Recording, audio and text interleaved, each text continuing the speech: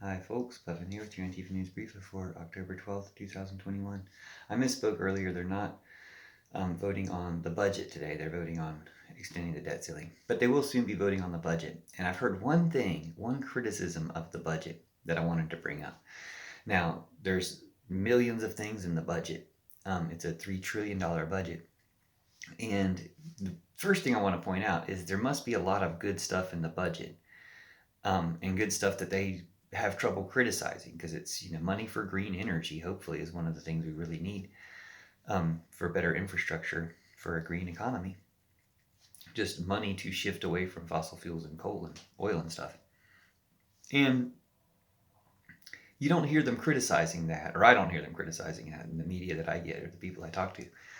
But the one criticism I have heard is about a banking provision, about the government monitoring bank accounts that contain over $600, I believe.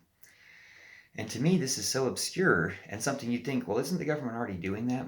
But it's so obscure of a provision that it makes you think, if that's the worst they can pick out of this budget to complain about, it must be a really good budget. And it also makes you think, why is this a concern? It could be something bad that we need to pay attention to because it does seem to compromise people's privacy. But again, not in a way that we didn't think they already had. They say they're using it to catch rich people who are trying to hide their money. Now, there's lots of ways to catch rich people who are trying to hide their money. These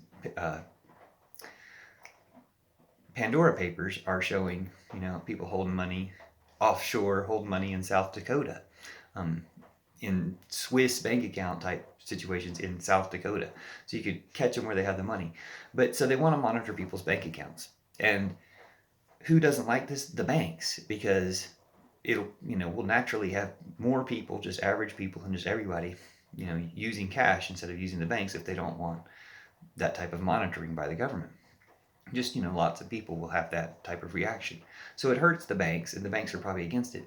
And I just think it's odd that in this situation, because there is some type of privacy concern that, goes across the board politically, across the spectrum politically in America, people have that type of concern, that it rallies those people to a cause of opposing the budget that also includes the banks. Like, people are like, will anyone think of the banks? But what about the banks?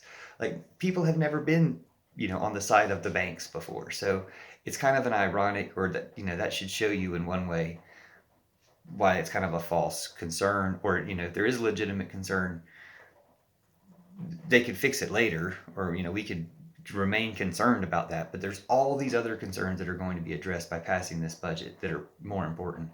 And whatever anybody's nitpicking concerns are, they don't seem that important because we don't hear about anything in this budget really. But the media is not really talking about anything in this budget, but that includes anything anybody's complaining about in this budget. Again, this is the only thing I've heard about, is some banking provision. But will anyone think of the banks? I think it's pretty silly. Thanks for watching. See you soon.